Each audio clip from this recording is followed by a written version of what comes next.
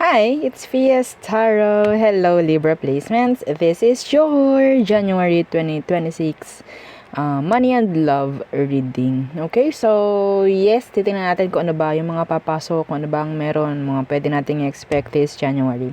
Okay, so again, syempre, before tayo mag-start, kung hindi ka pa nakakapag-subscribe, please to subscribe and hit the notification bell para lagi po tayo maging updated sa mga mangyayari pa lang. And again, kung may tanong po pagdating sa private reading, just message me sa akin pong FB page for more info. And ganun rin po pagdating sa ating mga charms and items. So, again, yung mga bago dyan, oo. So, ito yung ating isa sa charm natin, yung ating cord cutting.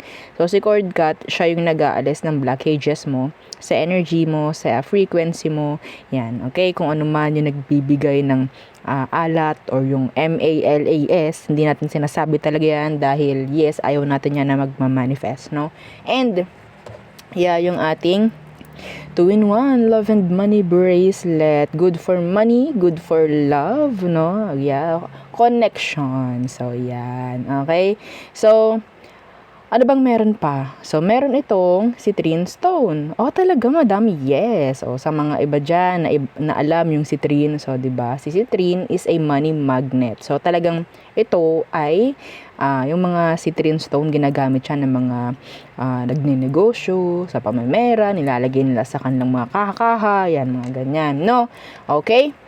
And yeah, sa love naman, pwedeng-pwede yan sa single, sa may mga current nakakonect na medyo hindi okay.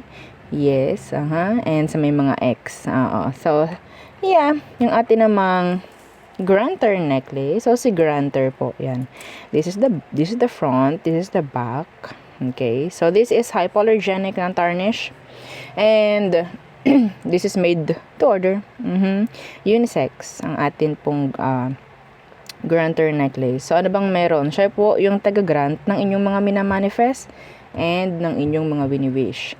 Magkaiba ito dahil ito magbibigay sa'yo kung anong dapat, kung anong tama. Okay? Yung mga ibibigay nito, mga gagawin nito sa'yo, yun ang tama para sa'yo. Huwag mong kakalabanin. Ikaw din ang mahihirapan. Ha? Oo. And syempre, ito naman. So, siya yung nag-grant again and aside doon, magbibigay ito at least twice per week ng mga surprises. Okay? Depende rin po sa frequency na meron ka. Ha? Or energy na meron ka. Okay? And yes, available ang ating mga evil eye protection. So, we do have necklace. So, yung necklace natin is ganito. Okay? Simple. Simple lang. Diba? Simple lang. And yung ating ring. Yung ring natin po is adjustable. Okay? And yung ating mga bracelets. So, yes, meron din tayong mga bracelets ng ating evil eye protection. And yung ating, tawag dyan, cleansing kit na napaka-important, no? Pagdating po, no, sa inyong mga charms, sa inyong mga crystals, kung meron man kayong mga crystals. Kasi, yes, ginagamitan natin ng selenite, yung mga charms and crystals na para ma-recharge. Okay? Para po ma-recharge yan. Kasi, kung hindi nyo i-recharge, parang kawawa. O wala silang energy, mga ganyang bagay. Parang yung cellphone na walang, ang tawag dyan, charger. Yan, mga ganyan. And, yung ating bago. Okay, yung ating bago. So, yung ating love spray. Yung ating attracting spray. Yes. So, this is good for money and love. So, every time na mag-spray kayo, no, ilagay mo na lahat ng intention mo kung bakit ka nag-spray, anong gusto mong mangyari, mga ganyang bagay. If sa ex mo gagamitin, I need their name. Okay? So, may gumamit ng aking healing oil dahil wala dito. Yes. O, diba? Hinanap ko talaga. So, yung healing oil natin, so nasa bottle lang siya na ganyan. Wala siya eh. Baka ginamit, o diba? Oo. So, yon ang ating healing oil is 30 ml. Okay? So, magaling siya sa mga masasakit sa katawan. Magaling din siya sa mga hindi makatulog. Okay, mas magiging magaan, mas magiging okay ang pagtulog. Yan, mga ganyan po. No, aside doon, marami pang benepisyo. Pwede kang makuha doon sa ating healing oil. Okay po. So there. So let's see. Let's start the reading. By the way, yung ating attracting spray is 50 ml. Okay po. So Libra, what's for you this January 2026? Due dates. What's with that? So, tingnan ninyo, baka meron na kayong mga hindi nababayaran, o 'di ba? Tingnan nyo, double check lahat ng mga bills if ever. Loan denied. Okay. So, merong mga hindi ma-approve na loan, mga ganyang bagay. What else? Vacation. Another vacation, no? Sa iba sa inyo na nakapagbakasyonan itong nakaraan. So, pwede, may chance again this January.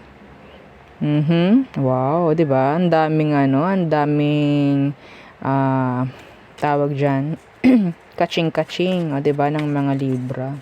May mga panggastos, no? So, ano pa?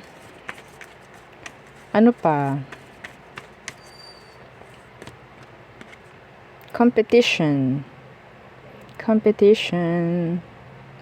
Yan. Okay. And ito hindi ito para sa lahat. This is channeled. Nakita ko lang tong vacation and competition. Iba sa inyo, pwedeng manalo ka sa i-compete mo and pwedeng mapapanalunan mo sa vacation. Oo. Mga ganyang bagay. Last, ano pa? Okay, energy na pwedeng dumating ngayong January. So, para mag-manifest, share the video.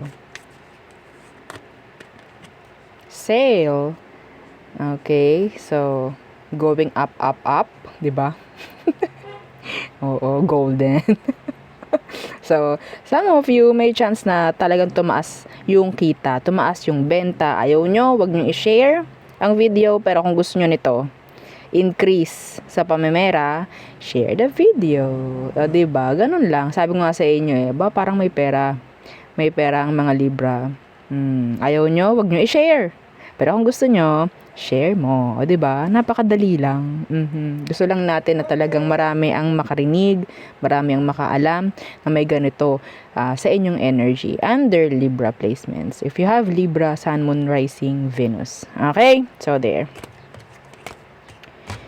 Okay. So, let's see. O, diba? Gamit tayo ng new card, new deck. Ayan. So, kayo pa lang yung yung una kong babasahan gamit ito. So, shuffle ko na kanina per shuffle. And then, okay, let's see. Anong kailangan mong malaman? Mga single na Libra this January. Anong parating? May parating ba na connection this January, mga Libra? The Hermit in reversed. Okay, the Hermit in reversed. Parang wala Diba sa inyo, baka masyadong nagkukulong sa bahay. Yes. Okay. The Hierophant. Naku, parang mailap. Oo, kailangan yung maglalabas sa bahay, Libra. And lagi naman po akong online, lagi naman po akong may nakakausap. Hindi yun kabilang. Okay, hindi yun kabilang. Kailangan mong lumabas. Lumalabas naman po ako, nagtatrabaho po kasi ako, napunta ako sa ganto, ganyan. Nabili naman po ako sa tindahan. Hindi yun kabilang, ha? Okay, yes. Oo. So, iba sa inyo, kung gusto nyo talaga makahanap ng pwede. Okay, this is Hierophant. This is somebody talaga na magko-commit. Kita nyo, parang parang pare, no? Parang marriage, mga ganyan. So, yeah. Kung ayaw nyo, huwag kayo lumabas ng bahay. Oo. Pero kung gusto niyo makahanap talaga, like hindi kayo lalabas na maghahanap ha. Oo. Kung ikaw niyayaya ka, ganto ganyan, "Uy, punta tayo sa ganto, sumama ka." Uy, baka naman pwede tayong maglamierda kahit diyan lang sa ganyan ganyan, ganto ganto. Sumama ka. Okay? If you're looking for a connection, sama ka. Wag kang magpakaburo diyan sa bahay. Opo. Okay? Madam, sapat na ako dito sa sa online. Well, hindi mo makikita. Hindi mo makikita. Kailangan mong lumabas. Kailangan mong masinagan ng araw. O, di ba? So, next, sa current connection, anong meron, anong kailangan mong malaman, anong parating dyan sa current nakakonect mo, anong kailangan mong malaman, Libra. Okay. The Empress in reversed. Why the Empress in reversed? Oh, the Six of Wands. May mababago dito. Kung dati parang dinededma ka, mabibigyan ka ng mas madaming attention ng partner mo. Yes. Okay, mas mabibigyan ka ng mas madaming attention. Lalo na yung may mga third party, pwedeng i-drop nila yung third party. That's specific, not for all. Yung parang hindi ko kasi masyadong fino-focus yung third party sa another person na involved. This could be tawag dito bisyo, yan, mga sugal, okay, mga paglalaro na kung ano man, yan, barkada, trabaho, parang sa ngayon, mabibigyan ka niya ng sabihin nating mas madaming oras kaysa dati. Yes. Mas mabibigyan ka ng mas mas madaming attention this January. Yeah, okay. So, yun nga. Kung specific, may third party, mas bibigyan ka na niya ng oras kaysa sa third party or mas maganda, mas okay yung energy na aalisan niya na yung third party. Okay? So, para mag-manifest, what? Share the video. O, diba? Napakadali lang gawin. Yes. So, let's see. Ano naman ang meron pagdating sa ex mo? O, diba? Dito naman tayo sa ex mo. Anong kailangan mong malaman dyan sa ex mo? O, think of your ex. Huwag ka na mahiya. Okay. Anong meron dyan sa ex mo? Anong kailangan mong malaman? Anong parating? Ooh, the Seven of Pentacles. They're waiting. Sa'yo. Okay? They are waiting. Waiting for what? Waiting for what? Strength in reverse. Some of you specifically, they're waiting for you to unblock them.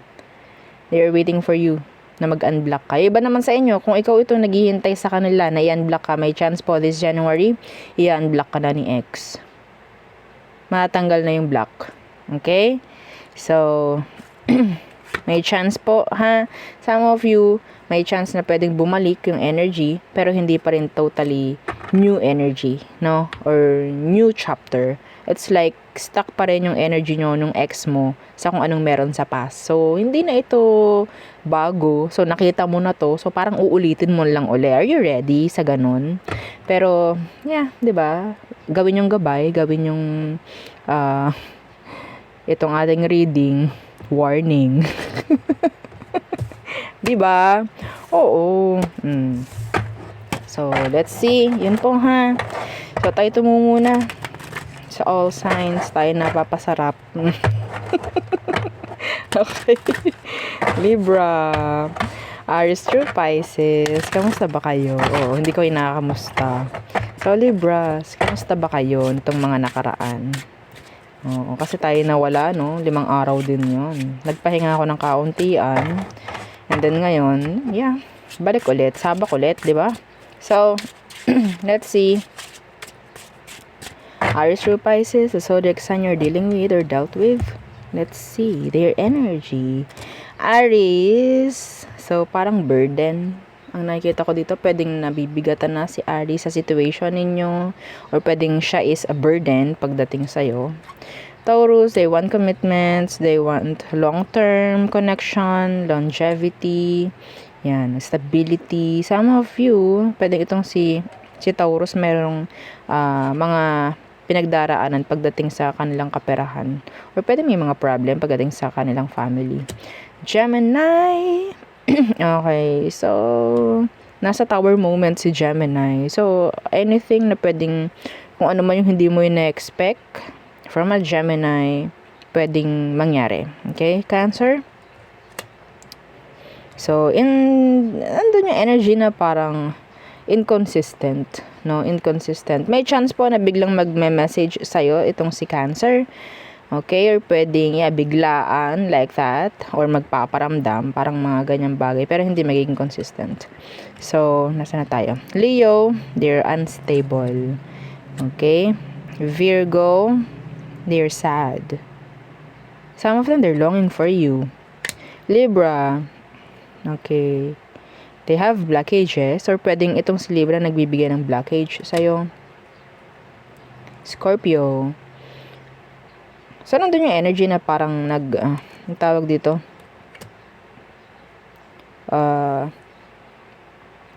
nagpe-play safe, no, si Virgo, si Scorpio, I mean.